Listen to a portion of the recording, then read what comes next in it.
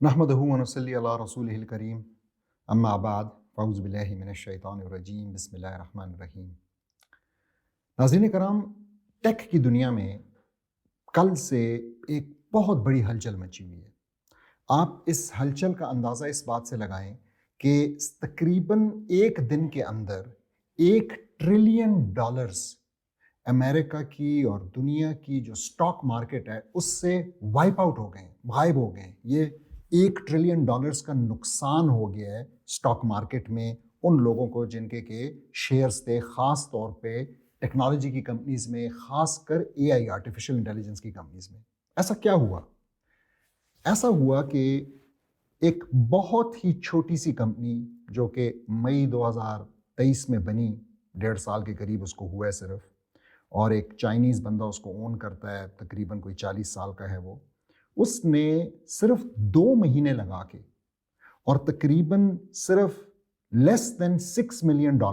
میں اس بندے نے اور اس کی کمپنی نے ایک LLM، ایک لارج لینگویج ماڈل بنا لیا جو کہ اوپن سورس ہے، یعنی آپ کو اس کا کوڈ، آپ اس کو دیکھ سکتے ہیں، سب اس کو استعمال کر سکتے ہیں، اس کے کوئی ایز سچ پروپرائٹی رائٹس جو آپ کی یہ جو IP رائٹس ہوتے ہیں اور پیٹنٹس ہوتے ہیں وہ چیز اس کے اوپر نہیں ہے کہ آپ اس کو دیکھ نہ سکیں اور استعمال نہ کر سکیں۔ اور انٹرسٹنگلی اس کی پرفارمنس اس وقت کے جو بڑے بڑے، یہ میٹا ہے اس کا LLM ہے لاما کے نام سے، اور گوگل ہے اس کا بارڈ کے نام سے، اور آپ کے ChatGPT 4 ہے اس وقت اوپن AI والوں کا، تو ان بڑے بڑے جو آپ کہہ لیں کہ اس فیلڈ کے بدماش تھے، ان کو اس نے نہ صرف پرفارمنس میں ہرا دی ہے کہ ان سب سے اس کی پرفارمنس بہتر ہے، بلکہ ان کو کاسٹ میں بھی بری طرح ہرا دی ہے۔ یعنی for the fraction of a cost, چند اس کے جو ہے نا ایک حصے کے اوپر، یعنی اب بہت ہی کم پیسے لگا کے بہت ہی سستی اور پرانی چپس استعمال کر کے وہ زیادہ بہتر ریزلٹس دے رہا ہے۔ تو بڑے اس کے اوپر ٹیسٹس ہوئے اور سارا کچھ ہوا، اور اس کے بعد یہی پتہ لگا کہ اس کے جو جوابات ہیں، اس کی جو ریزننگ ہے، اس کی جو لاجک ہے، وہ ان سب سے بہتر ہے۔ اور اس ہلچل کی وجہ سے وہاں پہ کمپنیز فارغ ہو رہی ہیں۔ مطلب آپ دیکھیں کہ پوری امریکہ کے اندر یہ جو ٹیک کمپنیز ہیں یہ سالوں کی پلاننگ کر کے بیٹھے ہوئے تھے، اور بھروسہ تھا ان کا کہ اس AI کے اندر بہت ساری انویسٹمنٹ آنی ہے۔ سیم الٹمن جو اوپن AI کا CEO ہے، اس نے تو کچھ $6 ٹریلین مانگے ہوئے تھے کہ آپ مجھے اتنی انویسٹمنٹ دے اور میں آگے جو ہے نا نیکسٹ اس کا ورژن لانچ کروں گا۔ اور اس کے اوپر پھر جو چپ بنانے والی کمپنی ہے انویڈیا، تقریباً اس نے کوئی 6-7 گنا اپنی قیمت کو بڑھایا ہے پچھلے 1-1.5 سال کے اندر، کیونکہ وہ خاص قسم کے وہ GPUs بناتی ہے، گرافیکل پروسیسنگ یونٹس، جس کے ذریعے آپ انیبل کر سکتے ہیں کہ اس پہ یہ جو بڑے بڑے آپ کہہ لیں ریسورس انٹینسو ماڈلز ہیں آپ کے اس کے LLMs کے، وہ اس کے اوپر ٹرین ہو سکے اور وہ چل سکیں۔ اور یہ سب کچھ چائنا کی ایک کمپنی اور اس نوجوان نے 2 مہینے میں کر کے دکھایا، بہت ہی تھوڑے پیسوں کے لیے۔ آپ دیکھیں کمپیریزن کے لیے، جو میٹا کمپنی ہے اس کا سال کا بجٹ $38 بلین ہے، اور وہ یہ کام $6 ملین سے، کہاں بلین، یعنی 38,000 ملین ڈالرز، اور وہ $6 ملین سے کم میں کر رہا ہے اور بہتر کر رہا ہے۔ اور اس سے انٹرسٹنگ بات یہ کہ آپ کو پتہ ہے کہ امریکہ نے چائنا کے اوپر بڑی سخت پابندیاں لگائی ہوئی ہیں، کیونکہ they are in a trade war, they are in a cold war, اور اس میں انہوں نے اس کے اوپر جو پابندیاں لگائی ہیں اس میں بالخصوص جو پابندیاں ہیں وہ چپ سے ریلیٹڈ ہے۔ تو انہوں نے کہا کہ کوئی بھی ماڈرن اور لیٹسٹ چپ جو ہے نا وہ چائنا نہ جانے پائے۔ تو انویڈیا کمپنی نے ایک چپ خاص بنائی ان کو بیچنے کے لیے، جس کی کہ جو ریگولیشنز ہیں، یعنی جو اجازت ہے کہ اس سے اوپر کی ٹیکنالوجی آپ نہیں بھیج سکتے، اس کے اندر رہتے ہوئے انہوں نے ایک چپ بنائی جس کا نام ہے H100، اور بلکہ H800۔ تو جو ان کی ٹاپ کی چپ ہے H100 جو اس وقت ٹاپ کی، جو کہ بہت مہنگی ہے، اس سے یہ بہت گنا کمزور ہے اور سستی ہے، تو انہوں نے بنائی اور اس کو انہوں نے خریدا۔ تو انہوں نے اس سستی چپ، اس کمزور چپ، اس آہستہ چپ کے ذریعے یہ سارے ریزلٹس اچیو کیے ہیں، جس کی وجہ سے انویڈیا کا بھی آپ سمجھے پٹھا بیٹھ گیا کہ وہ جو کلیم کر رہے تھے کہ ضرورت ہے ماڈرن چپس کی اور اس میں انویسٹمنٹ کی جائے، وہ ضرورت بھی جو ہے نا ایک سوالیہ نشان بن گئی ہے۔ اور جو اس کمپنی کا انویڈیا کا کو فاؤنڈر ہے، آپ کہہ لیں اس کا CEO بھی ہے اور اس کا ایک لحاظ سے مالک ہے، جس کا نام ہے جینسن ہوانگ، اس کی جو ذاتی آپ کہہ لیں ملکیت ہے، اس کا جو ذاتی جو پرسنل فارچون ہے، وہ 20% یعنی 1/5 اس میں سے وائپ آؤٹ ہو گئے، وچ از مور دین $20 بلین اس اگین ایک دن کے اندر۔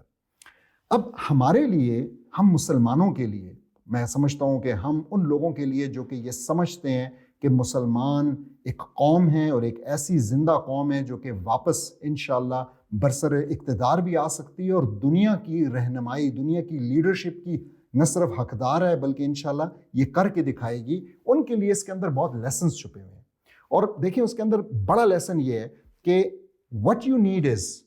it's a vision۔ آپ کا ویژن بڑا ہونا چاہیے۔ چائنا ایک ملک ہے جس کا ایک ویژن ہے، آپ دیکھیں تو وہ پھر بھی رقبے کے لحاظ سے، اپنی پاپولیشن کے حساب سے، ہر لحاظ سے مسلمانوں سے تو کئی گنا پھر بھی چھوٹے ہیں،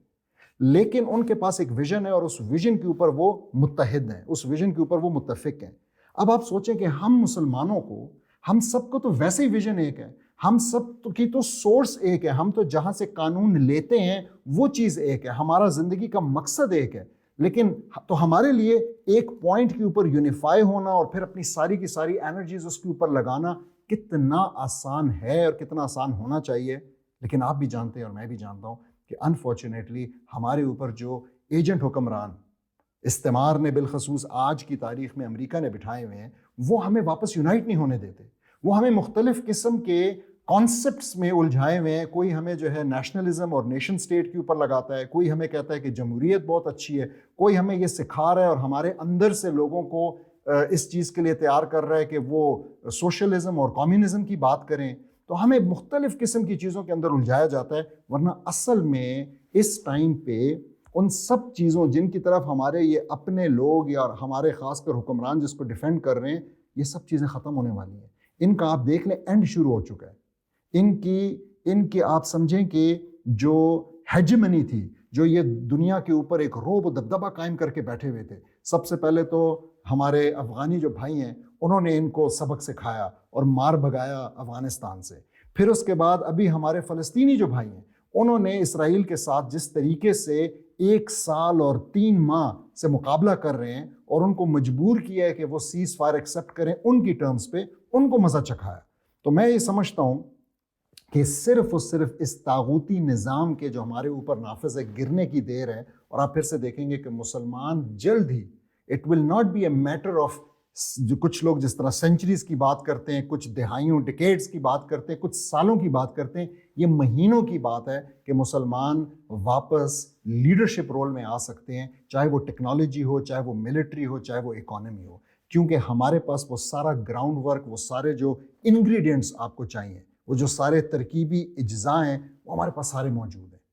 تو آئیے اس بات کا ہم عہد کریں کہ ہم انشاءاللہ مسلمانوں کو واپس یونائٹ کرنے کے لیے، اور اس یونٹی کا نام ہم جانتے ہیں خلافت ہے، اور اس ورڈ کو، اس کانسیپٹ کو عام کرنا یہ آپ کی ذمہ داری ہے۔ اگر آپ نے ایک بھی آنسو بہایا ہے فلسطین کے اپنے بہنوں اور بھائیوں کے لیے، تو آپ کے لیے یہ لازم ہے کہ آپ صرف وہ آنسو نہ بہائیں اور آپ صرف اس آنسو کو پہنچنے یا خشک ہونے کا انتظار نہ کریں، بلکہ آپ اس نظام کی طرف لوگوں کو بلائیں، اس لفظ کو عام کریں، اس کو عام ڈسکورس کا حصہ بنائیں، اپنے محلے میں، اپنے نیبرز میں اور اپنے علاقے کے امام سے اس بات کو ڈسکس کریں کہ وہ اپنے خطبوں میں اس کا ذکر کرے کہ مسلمانوں کے جو رولنگ سسٹم ہے، مسلمانوں کا جو نظام ہے، اس نظام کا نام خلافت ہے، وہ ایک بہت خاص نظام ہے، اس کی کوئی چیز کسی اور نظام سے ملتی جلتی نہیں ہے، اور جب تک یہ نظام واپس نہیں آئے گا مسلمان اسی طریقے سے ایک یتیم کی طرح،